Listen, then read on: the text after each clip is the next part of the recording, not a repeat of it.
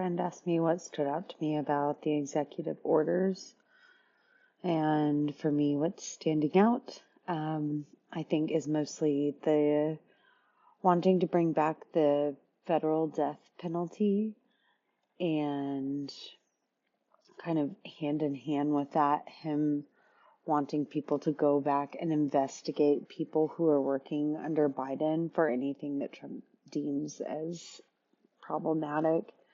Those two things, after him having already commented about someone needing to be in front of a firing squad, is freaking me out. Obviously, trying to do something that's unconstitutional, like revoking birthright citizenship, is confusing. I watched a thing from Bernie Sanders where he was talking about how the House still is something we can put our hope into. That the Republicans don't actually have a lot of control over the House. I don't know, the place where I read through the executive orders was on the BBC site, and I couldn't quite figure out the paragraph on transgender. Obviously, gender affirming care, it sounds like, is going to come under fire, but in that same paragraph, it mentioned revocation of passports and visas, and that part I really need to look into because I was so confused. It didn't seem like the two issues were relevant, and then they were also this thing. So I'm sorry, that's extremely vague.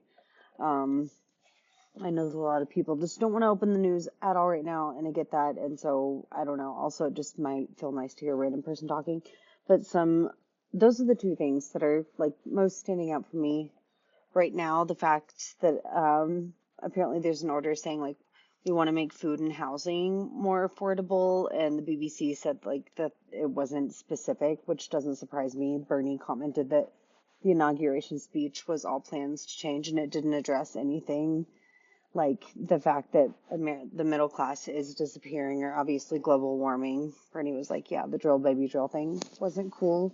And yes, I kind of lost my train of thought just now, but the housing thing, Elon a while back wanted to do, he came out behind some tiny homes, wanted to make it a thing. So that's super concerning. And as far as his salute, I forget the German word for it, but yeah, as far as his Nazi salute, obviously he can step on many Legos. He can step on all the Lego. There aren't words. I just have to lean toward humor with the Lego thing because I don't have words. And the lack of reaction is obviously most telling. Walter, I think is his name, went around asking people before Fox before Fox came out with the news, hey, what do you think of that? And some of them were we're trying to justify it. They weren't just straight up yeah, that's fine, which was encouraging. But the fact that so many people weren't wow. I was told that I was taking I can't take things too personally by someone.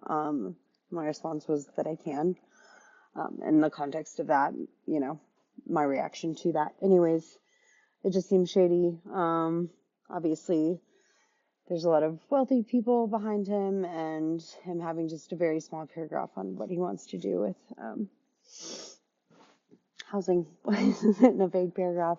Obviously, also Native Americans changing Mount Kilimanjaro, wanting to move into Alaska to drill, when we've already all seen the videos of a polar bear on just a random flake of ice being what the fuck, bro? Just the whole thing, wanting to change the name to the Gulf of America, and then all that just relating back to his inauguration speech. It sounds I haven't heard anything about Project 2025 again lately, but it does reflect the atrocities that I was worried he was going to begin to commit. So yeah, today felt pretty fucked. It was hard to find motivation. Was trying not to cuss in this, didn't work, but that's what I'm thinking so far.